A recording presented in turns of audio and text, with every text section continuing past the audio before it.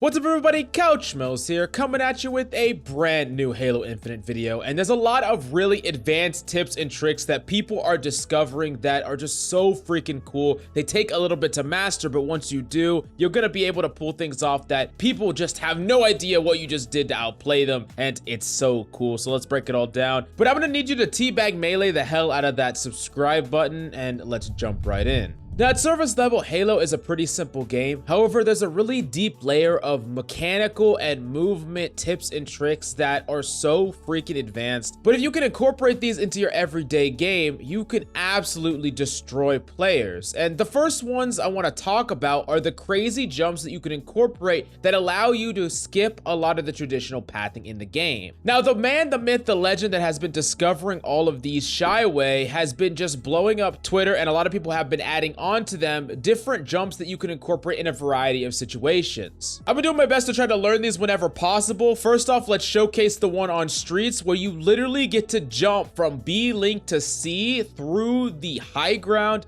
by first jumping up on this little platform right here. And how you're gonna do that is you jump right next to it. You can sometimes get a running start as well, and then you're gonna hold crouch, which picks up your legs slightly and it allows you to perch up there. And then you're gonna get a slight running jump and you're gonna be able to attach right onto that ledge. This is incredibly freaking useful, allowing you to flank enemies, allowing you to push this side from this direction without funneling into basically a self-destructing grenade choke point. This is so damn sick and definitely one worth learning. Now, the next one I wanted to go over is actually on live fire, and this one is by the plasma pistol spawn underneath the C site, and you can jump on top of this box right here by jumping, holding crouch, same way we did before in the previous example on streets. And then you're gonna actually walk off this. As you're falling off, you're going to jump, hold crouch towards this corner, and it's going to clamber or auto climb you up here. And you're gonna be able to just shoot right up here and instantly contest sniper. You're gonna be able to potentially run away from an enemy down here. You could jump off, run back up if you master this.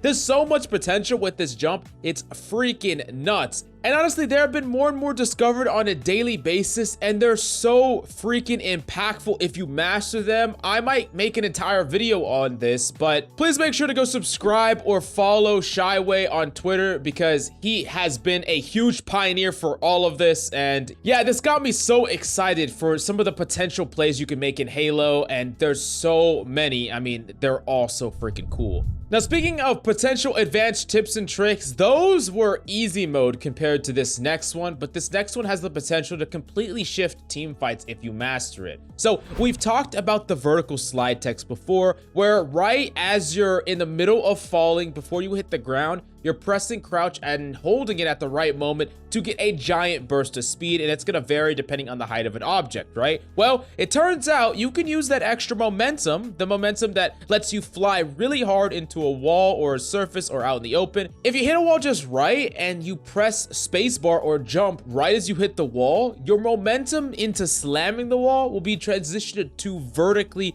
going up the wall. If you combine that with a hold of crouch, which increases the distance of your clamber or the attachment onto a wall, you can scale up sides of walls that you wouldn't even think possible, almost the length of freaking 2 or even 3 Spartans. It's insane. A user named Joshington on Twitter actually made a clip of this, and it's crazy, where you could be on top of this box, you could slide off, hit the wall, fly right up, and what you're gonna do is you're going to press the slide tech, slam into the wall, press spacebar, look slightly up, and as you're flying upward, you're going to want to be holding crouch to finish that off. And yeah, I'm not gonna lie, this shit is really difficult. I grinded with my buddy for a long time. We did this for like 15-20 minutes, and we only did it a couple times between us. It's very freaking difficult to pull off. However, I did start to get better and better at it, and I'm going to put more time and effort into practicing it because I want to get to the point where I can do this consistently. Because can you imagine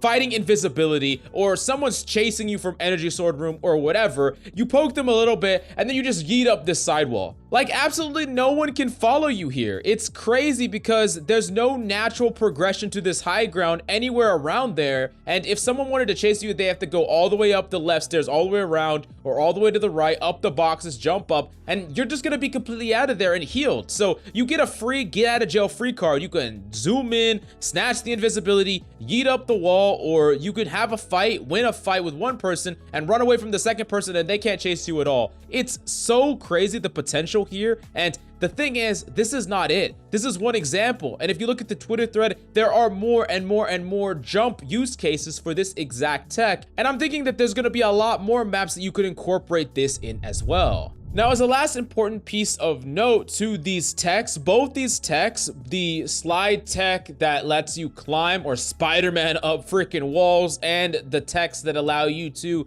move and travel on top of things and around things and shortcut a lot of pathing, they're all usable on both mouse and keyboard and controller. So there's no difference there. It might be a little bit different to practice it, of course, but it's definitely accomplishable on both input types. So yeah, if you want me to do a bigger video breaking down each one individually and tips and tricks on how to master it, I would absolutely love to. But make sure to smash that like and subscribe and let me know down below. And thank you so much for coming by. I hope you enjoyed the video. I love your faces, and I'll see you next time.